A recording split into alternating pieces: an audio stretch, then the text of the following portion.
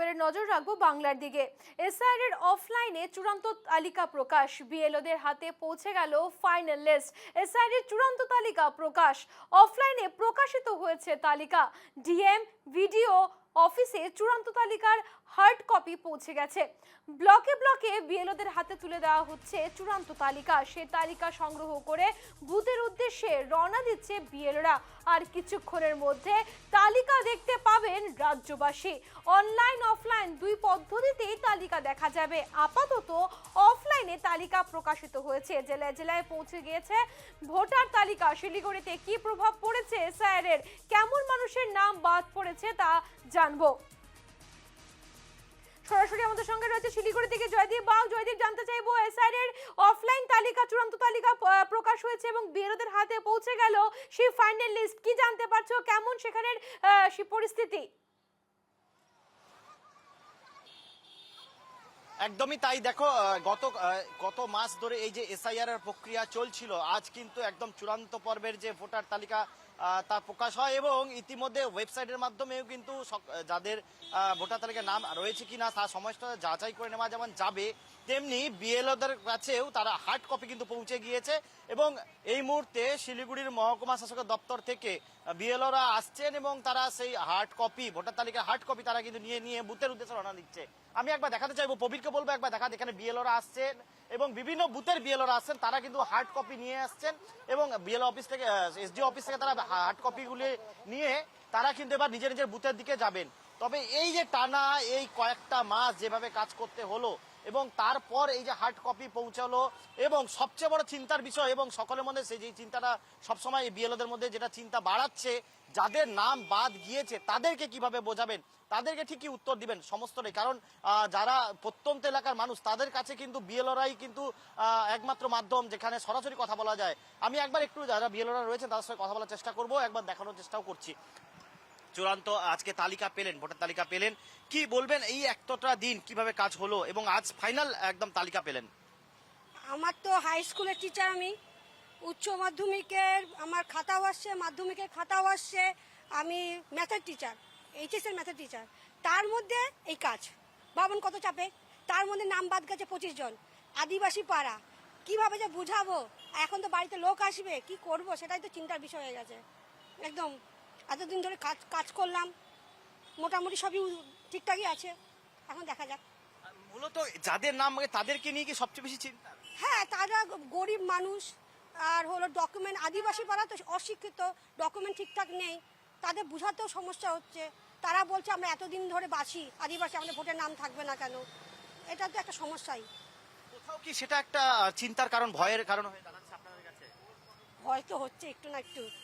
হ্যাঁ, কি বলবেন এই এতটা দিন কাজ করার পর যাদের নাম বাজে তাদের কাছে কতটা মানে তাদেরকে নিয়ে কতটা চিন্তিত এবং কতটা ভয় আছেন? ভয় তো আছেই।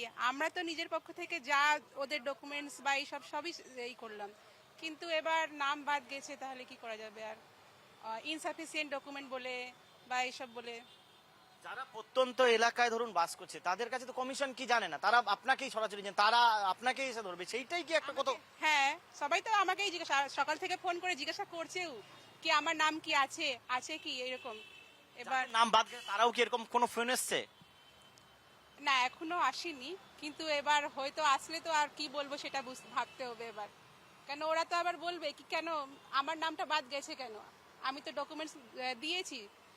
কিছু হয়তো নামের বাবার সঙ্গে নামের একটু ম্যাচিং নেই এইরকম, আর তো ডকুমেন্টস দিয়েছেই, ওরাও এই দেশেরই।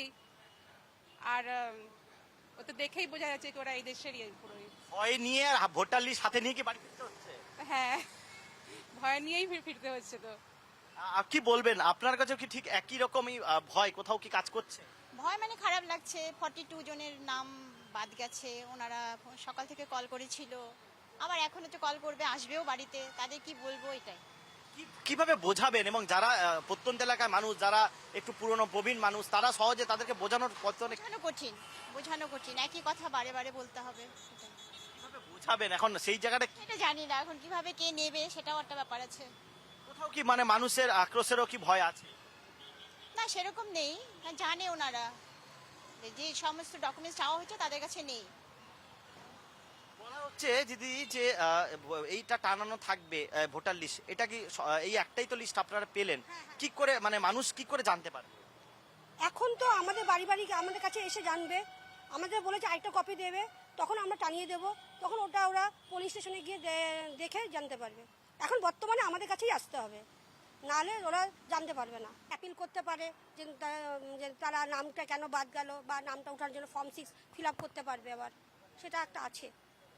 এখন দেখা যাক, সবই প্রসিডিওরের মধ্যে চলছে, প্রসিডিওরটা শেষ হলে পরে বোঝা যাবে।